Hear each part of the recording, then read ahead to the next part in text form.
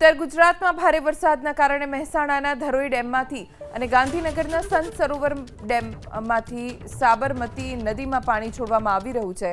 સાબરમતી નદીમાં પાણી આવતા વાસણા બેરેજના 27 દરવાજા ખોલવામાં આવ્યા।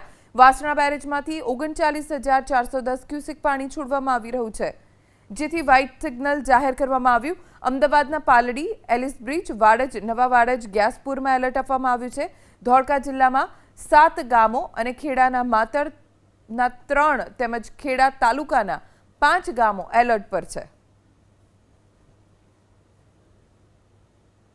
રાજ્યમાં છેલ્લા અનેક દિવસથી સાર્વત્રિક વરસાદ વરસી રહ્યો છે। ખાસ કરીને ઉત્તર ગુજરાત અને દક્ષિણ ગુજરાતમાં મેઘરાજા અનરાધાર છે।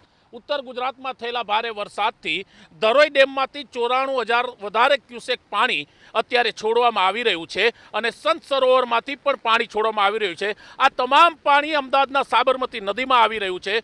સાબરમતી નદીમાં પાણી આવતા સાબરમતી નદી બે કાંઠે વહેતી થઈ છે, તો તેની સાથે વાસણા બેરેજના 27 દરવાજા ખોલી નાખવામાં આવ્યા છે। આપ જોઈ રહ્યા છો તે તસવીર અમદાવાદના વાસણા બેરેજની છે, એટલે કે વાસણા ડેમની છે, કે જ્યાં પાણીનો ઘૂઘવતો સાગર હિલોડે ચડ્યો છે। આ પાણી આગળ જઈ રહ્યું છે, જેને લઈને સરકાર અને તંત્રએ નીચાણવાળા વિસ્તારના ગામોને એલર્ટ કર્યા છે। ખાસ કરીને ખેડા છે, આણંદ છે, અમદાવાદ તાલુકો છે, તેના તમામ નીચાણવાળા ગ્રામ્ય વિસ્તારોને સતર્ક રહેવાની સૂચના આપવામાં આવી છે। તમામ અધિકારીઓને ફરજ ઉપર રહેવાના આદેશ આપવામાં આવ્યા છે। ડિઝાસ્ટર મેનેજમેન્ટની ટીમો પણ એલર્ટ થઈ છે। એસડીઆરએફ, એનડીઆરએફની ટીમો એલર્ટ થઈ છે, કારણ કે જે રીતના પાણીની આવક છે, બપોર સુધીમાં માનવામાં આવે છે કે આ પાણી હજુ પણ વધી શકે, જેને કારણે વાસણા બેરેજની સપાટી 127 ફીટથી ઉપર જઈ શકે છે અને તેને કારણે નીચાણવાળા વિસ્તારોને ક્યાંક મુશ્કેલી પડે તેવી શક્યતા છે। સરકાર અને તંત્રએ તમામ વ્યવસ્થાઓ ઊભા કરવાના દાવા કર્યા છે। અત્યારે પણ સતત